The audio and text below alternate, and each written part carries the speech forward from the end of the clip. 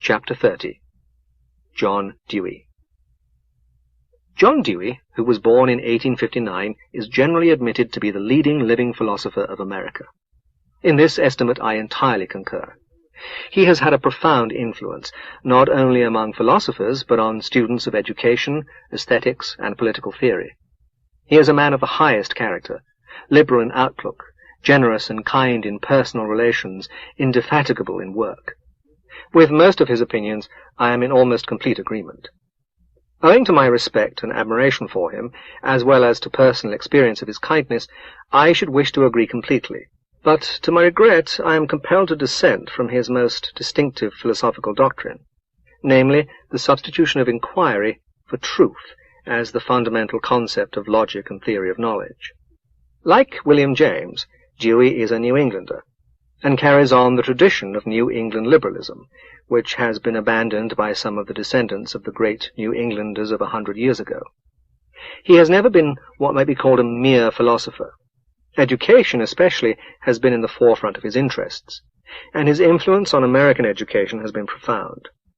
I, in my lesser way, have tried to have an influence on education very similar to his. Perhaps he, like me, has not always been satisfied with the practice of those who professed to follow his teaching, but any new doctrine in practice is bound to be subject to some extravagance and excess. This, however, does not matter so much as might be thought, because the faults of what is new are so much more easily seen than those of what is traditional. When Dewey became professor of philosophy at Chicago in 1894, pedagogy was included among his subjects. He founded a progressive school and wrote much about education. What he wrote at this time was summed up in his book, The School and Society, 1899, which is considered the most influential of all his writings. He has continued to write on education throughout his life, almost as much as on philosophy. Other social and political questions have also had a large share of his thought. Like myself, he was much influenced by visits to Russia and China, negatively in the first case, positively in the second. He was reluctantly a supporter of the First World War. He had an important part in the inquiry as to Trotsky's alleged guilt, and while he was convinced that the charges were unfounded, he did not think that the Soviet regime would have been satisfactory if Trotsky instead of Stalin had been Lenin's successor. He became persuaded that violent revolution, leading to dictatorship, is not the way to achieve a good society. Although very liberal in all economic questions, he has never been a Marxist. I heard him say once that, having emancipated himself with some difficulty from the traditional orthodox theology, he was not going to shackle himself with another. In all this, his point of view is almost identical with my own. From the strictly philosophic point of view, the chief importance of Dewey's work lies in his criticism of the traditional notion of truth, which is embodied in the theory that he calls instrumentalism. Truth, as conceived by most professional philosophers, is static and final, perfect and eternal. In religious terminology, it may be identified with God's thoughts, and with those thoughts which, as rational beings, we share with God. The perfect model of truth is the multiplication table, which is precise and certain and free from all temporal dross. Since Pythagoras, and still more since Plato, mathematics has been linked with theology, and has profoundly influenced the theory of knowledge of most professional philosophers. Dewey's interests are biological rather than mathematical, and he conceives thought as an evolutionary process. The traditional view would of course admit that men gradually come to know more, but each piece of knowledge, when achieved, is regarded as something final. Hegel, it is true, does not regard human knowledge in this way. He conceives human knowledge as an organic whole, gradually growing in every part, and not perfect in any part until the whole is perfect. But although the Hegelian philosophy influenced Dewey in his youth, it still has its absolute, and its eternal world, which is more real than the temporal process. These can have no place in Dewey's thought, for which all reality is temporal, and process, though evolutionary, is not, as for Hegel, the unfolding of an eternal idea. So far, I am in agreement with Dewey. Nor is this the end of my agreement. Before embarking upon discussion of the points as to which I differ, I will say a few words as to my own view of truth. The first question is, what sort of thing is true or false? The simplest answer would be a sentence. Columbus crossed the ocean in 1492 is true. Columbus crossed the ocean in 1776 is false. This answer is correct but incomplete. Sentences are true or false, as the case may be, because they are significant, and their significance depends upon the language used.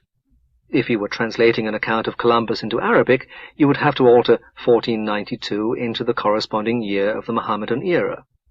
Sentences in different languages may have the same significance, and it is the significance, not the words, that determines whether the sentence is true or false. When you assert a sentence, you express a belief, which may be equally well expressed in a different language. The belief, whatever it may be, is what is true, or false, or more or less true. Thus we are driven to the investigation of belief. Now, a belief, provided it is sufficiently simple, may exist without being expressed in words. It would be difficult, without using words, to believe that the ratio of the circumference of a circle to the diameter is approximately 3.14159, or that Caesar, when he decided to cross the Rubicon, sealed the fate of the Roman Republican Constitution. But in simple cases, unverbalized beliefs are common. Suppose, for instance, in a descending staircase you make a mistake as to when you have got to the bottom. You take a step suitable for level ground and come down with a bump. The result is a violent shock of surprise. You would naturally say, "I thought I was at the bottom." But in fact, you were not thinking about the stairs, or you would not have made the mistake. Your muscles were adjusted in a way suitable to the bottom, when in fact you were not yet there. It was your body, rather than your mind, that made the mistake. At least, that would be a natural way to express what happened. But in fact, the distinction between mind and body is a dubious one. It will be better to speak of an organism, leaving the division of its activities between the mind and the body undetermined. One can say, then, your organism was adjusted in a manner which would have been suitable if you had been at the bottom, but in fact was not suitable. This failure of adjustment constituted error, and one may say that you were entertaining a false belief. The test of error in the above illustration is surprise. I think this is true generally of beliefs that can be tested. A false belief is one which, in suitable circumstances, will cause the person entertaining it to experience surprise, while a true belief will not have this effect. But although surprise is a good criterion when it is applicable, it does not give the meaning of the words true and false, and is not always applicable. Suppose you are walking in a thunderstorm, and you say to yourself, "I am not at all likely to be struck by lightning." The next moment you are struck, but you experience no surprise because you are dead. If one day the sun explodes, as Sir James Jean seems to expect, we shall all perish instantly, and therefore not be surprised. But unless we expect the catastrophe, we shall all have been mistaken. Such illustrations suggest objectivity in truth and falsehood. What is true, or false, is a state of the organism, but it is true, or false, in general, in virtue of occurrences outside the organism. Sometimes experimental tests are possible to determine truth and falsehood, but sometimes they are not. When they are not, the alternative nevertheless remains, and is significant. I will not further develop my view of truth and falsehood, but will proceed to the examination of Dewey's doctrine. Dewey does not aim at judgments that shall be absolutely true, or condemn their contradictories as absolutely false. In his opinion, there is a process called inquiry, which is one form of mutual adjustment between an organism and its environment. If I wished, from my point of view, to go as far as possible towards agreeing with Dewey, I should begin by an analysis of meaning or significance. Suppose, for example, you are at the zoo, and you hear a voice through a megaphone saying, "A lion has just escaped." You will, in that case, act as you would if you saw the lion. That is to say, you will get away as quickly as possible. The sentence, "A lion has escaped," means a certain occurrence, in the sense that it promotes the same behavior as the occurrence would if you saw it. Broadly, a sentence S means an event E if it promotes behavior which E would have promoted. If there has in fact been no such occurrence, the sentence is false. Just the same applies to a belief which is not expressed in words. One may say, a belief is a state of an organism promoting behavior such as certain occurrence would promote if sensibly present. The occurrence which will promote this behavior is the significance of the belief. This statement is unduly simplified, but it may serve to indicate the theory I am advocating. So far, I do not think that Dewey and I would disagree very much, but with his further developments I find myself in very definite disagreement. Dewey makes inquiry the essence of logic, not truth or knowledge. He defines inquiry as follows. Inquiry is the controlled or directed transformation of an indeterminate situation into one that is so determinate in its constituent distinctions and relations as to convert the elements of the original situation into a unified whole. He adds that inquiry is concerned with objective transformations of objective subject matter. This definition is plainly inadequate. Take, for instance, the dealings of a drill sergeant with a crowd of recruits, or of a bricklayer with a heap of bricks. These exactly fulfill Dewey's definition of inquiry. Since he clearly would not include them, there must be an element in his notion of inquiry which he has forgotten to mention in his definition. What this element is, I shall attempt to determine in a moment, but let us first consider what emerges from the definition as it stands. It is clear that inquiry, as conceived by Dewey, is part of the general process of attempting to make the world more organic. Unified wholes are to be the outcome of inquiries. Dewey's love of what is organic is due partly to biology, partly to the lingering influence of Hegel. Unless on the basis of an unconscious Hegelian metaphysic, I do not see why inquiry should be expected to result in unified wholes.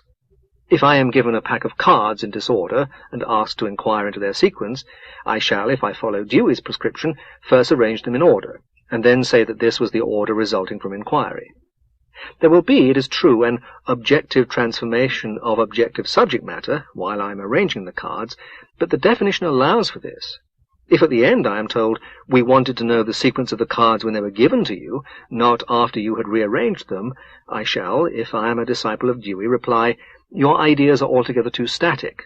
I am a dynamic person, and when I inquire into any subject matter, I first alter it in such a way as to make the inquiry easy. The notion that such a procedure is legitimate can only be justified by a Hegelian distinction of appearance and reality. The appearance may be confused and fragmentary, but the reality is always orderly and organic. Therefore, when I arrange the cards, I am only revealing their true eternal nature. But this part of the doctrine is never made explicit. The metaphysic of organism underlies Dewey's theories, but I do not know how far he is aware of this fact. Let us now try to find the supplement to Dewey's definition which is required in order to distinguish inquiry from other kinds of organizing activity, such as those of the drill sergeant and the bricklayer. Formerly, it would have been said that inquiry is distinguished by its purpose, which is to ascertain some truth. But for Dewey, truth is to be defined in terms of inquiry, not vice versa. He quotes with approval Peirce's definition. Truth is the opinion which is fated to be ultimately agreed to by all who investigate. This leaves us completely in the dark as to what the investigators are doing, for we cannot, without circularity, say that they are endeavoring to ascertain the truth. I think Dr. Dewey's theory might be stated as follows. The relations of an organism to its environment are sometimes satisfactory to the organism, sometimes unsatisfactory. When they are unsatisfactory, the situation may be improved by mutual adjustment. When the alterations by means of which the situation is improved are mainly on the side of the organism, they are never wholly on either side, the process involved is called inquiry. For example, during a battle you are mainly concerned to alter the environment, that is, the enemy. But during the preceding period of reconnaissance, you are mainly concerned to adapt your own forces to his dispositions. This earlier period is one of inquiry. The difficulty of this theory, to my mind, lies in the severing of the relation between a belief and the fact or facts which would commonly be said to verify it. Let us continue to consider the example of a general planning a battle. His reconnaissance planes report to him certain enemy preparations, and he, in consequence, makes certain counter-preparations. Common sense would say that the reports upon which he acts are true if in fact the enemy have made the moves which they are said to have made, and that in that case the reports remain true even if the general subsequently loses the battle. This view is rejected by Dr. Dewey.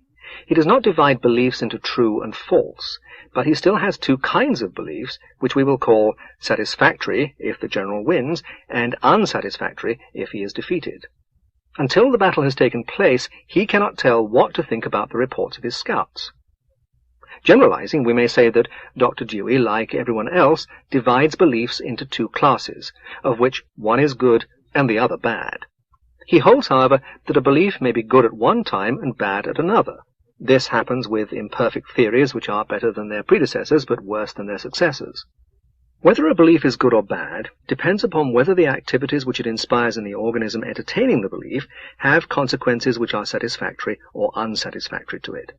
Thus, a belief about some event in the past is to be classified as good or bad, not according to whether the event really took place, but according to the future effects of the belief.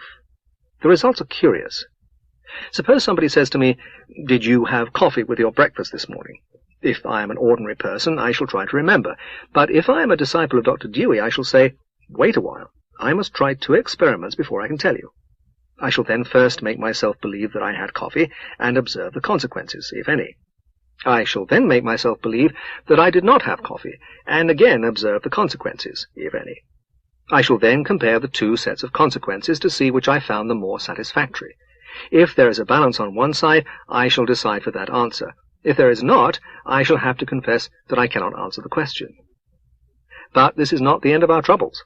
How am I to know the consequences of believing that I had coffee for breakfast if I say the consequences are such and such? This, in turn, will have to be tested by its consequences before I can know whether what I have said was a good or a bad statement. And even if this difficulty were overcome, how am I to judge which set of consequences is the more satisfactory? One decision as to whether I had coffee may fill me with contentment, the other with determination to further the war effort. Each of these may be considered good, but until I have decided which is better, I cannot tell whether I had coffee for breakfast. Surely this is absurd.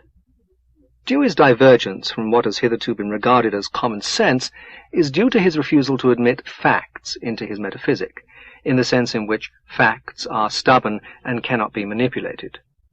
In this it may be that common sense is changing, and that his view will not seem contrary to what common sense is becoming. The main difference between Dr. Dewey and me is that he judges a belief by its effects, whereas I judge it by its causes, where a past occurrence is concerned.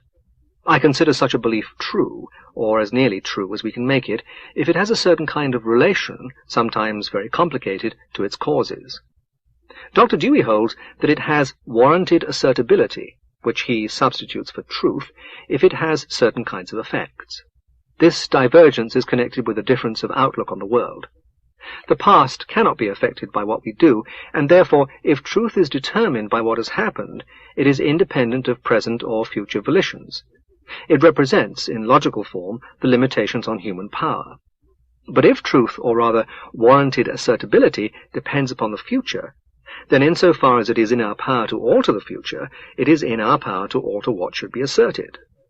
This enlarges the sense of human power and freedom. Did Caesar cross the Rubicon?